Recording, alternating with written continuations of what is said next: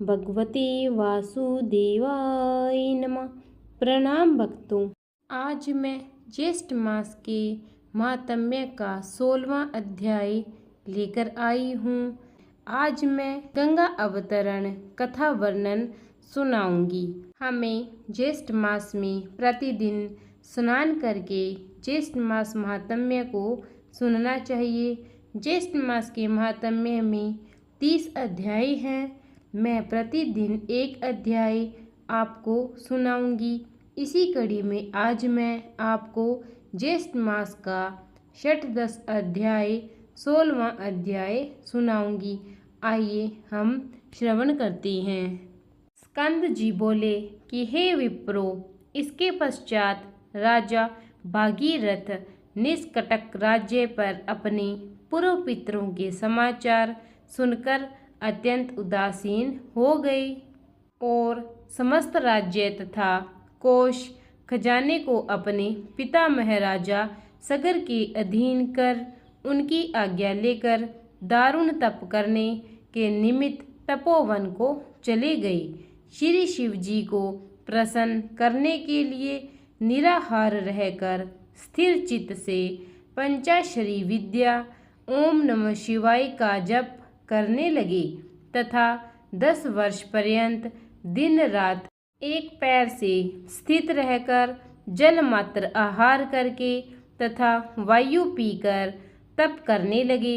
इस प्रकार तप करते हुए जब राजा भागीरथ को बहुत समय बीत गया, तब भक्त वत्सल श्री शिवजी महाराज स्वयं वहां आकर प्रकट हुए। भागीरथ की भक्ति के वशीभूत होकर जब वर देने के लिए श्री शिवजी महाराज स्वयं वहां पर आए, तब राजा भागीरथ ने शिवजी को देखकर और प्रणाम करके उच्च स्वर से मधुर वचन बोले। भागीरथ कहने लगे, हे शिव शंभु, आपको नमस्कार है।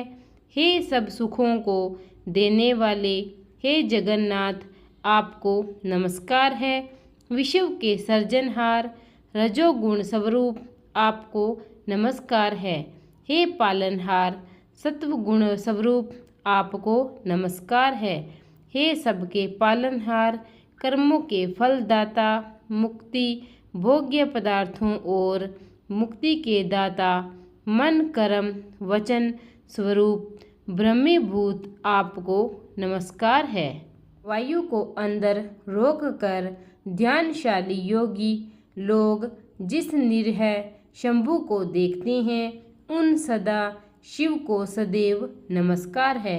स्कंद जी बोले कि हे ब्राह्मणों, इस प्रकार भागीरथ की स्तुति से प्रसन्न होकर शिव जी बोले कि हे राजन, हम तुमसे बहुत प्रसन्न हैं, तुम वर मांगो।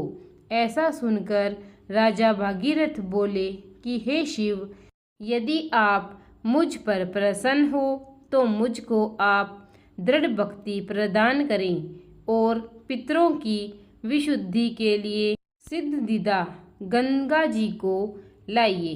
शिव जी कहने लगे कि राजन, वह गंगा स्वर्ग में वास करती है। गंगा जी को यहाँ लाने की हम में सामर्थ्य नहीं है। त्रिलोक्य से वंदना किए जाने वाले श्री विष्णु भगवान की तुम वंदना करो। जिस उपाय से श्री विष्णु भगवान तुम पर प्रसन्न हो, वही उपाय करो। वह प्रसन्न होकर स्वयं तुम्हारे पास चले आएंगे। हम उस परम गुप्त व्रत को तुमसे कहेंगे। हे राजन, प्रथम सूर्यपुत्र ने भगवान विष्णु की स्तुति की और नमस्कार कर उनको प्रसन्न किया।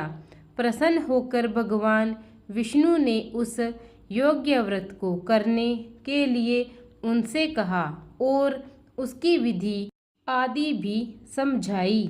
इसके पश्चात बहुत दिनों तक भगवान विष्णु ने उस व्रत को गुप्त रखा। इस समय उस व्रत को मैं तुमसे कहता हूँ, तुम विधि पूर्वक उस व्रत को करो। ज्येष्ठ मास में प्रातःकाल उठकर विधि पूर्वक स्नान करो तथा त्रिविक्रम वामन भगवान का पूजन करो। पंचाग्नि का सेवन करो। ब्राह्मणों को दही चावल का दान और श्रेष्ठ जल दान करो। इस प्रकार 1 मास तक व्रत करने से भगवान प्रसन्न होंगे और समस्त पापों को नाश करने वाली उस स्वर्गवाहिनी गंगा को लाएंगे। श्री शिव जी के वचनों को सुनकर राजा भागीरथ ने शिवजी के द्वारा बताए गए उस व्रत को भागीरथ ने किया। उस व्रत के अनुष्ठान मात्र से श्री विष्णु भगवान राजा भागीरथ के समीप आ गए और फिर भागीरथ ने भगवान विष्णु की स्तुति तथा नमस्कार कर उनसे परम पावनी गंगा जी के लिए राजा भागीरथ ने याचना की। विष्णु भगवान बोले कि हे भद्र भागीरथ, तुम मंदाकिनी के पवित्र तट पर तुम मेरे साथ चलो। वहाँ चलकर जप, हवन, स्नान, द्विज, तर्पण, ब्राह्मण भोजन और भक्ति युक्त चित्त से अनशन व्रत करो। इस प्रकार 1 वर्ष तक इस व्रत को करते रहो। 1 वर्ष पश्चात वह गंगा तुम्हारे साथ चली जाएगी। भगवान विष्णु के वचनों को प्रणाम मानकर राजा भागीरथ ने विष्णु भगवान के साथ मंदाकिनी के सुंदर तट भाग में स्थित होकर विष्णु भगवान के कहे हुए व्रत को परम भक्ति से अनुष्ठान किया। तब श्री शरदवीरा गंगा जी प्रसन्न हो गई और राजा भागीरथ के सामने सुंदर नेत्रों वाली स्त्री रूप में प्रकट हो गई। यही त्रिपथा गंगा है। ऐसा जानकर भागीरथ ने इनकी स्तुति की और मंदाकिनी प्रसन्न होकर बोली कि हे राजन, तुम मुझसे वर मांगो। ऐसे वचन सुनकर राजा भागीरथ बोले कि हे भद्र, मेरे साथ हमारे पितरों की मुक्ति के लिए चलिए। भागीरथ को तथास्तु कहकर वह गंगा उसके साथ पृथ्वी तल को चली गई। एकम के दिन प्रकट होकर दशमी के दिन प्रवाह रूप हो गई और लोगों को पवित्र करने के लिए पृथ्वी पर अवतीर्ण हुई। तत्पश्चात भागीरथ ने गंगा जी के दिव्य जल से अपने पितरों को प्लावित किया। गंगा जल से प्लावित वे सब भस्म राशि सगर के पुत्र दिव्य देहधारी होकर वैकुंठ को चले गए। इति श्री ज्येष्ठ मास महात्म्य गंगा अवतीर्ण षट्दश अध्याय संपूर्ण।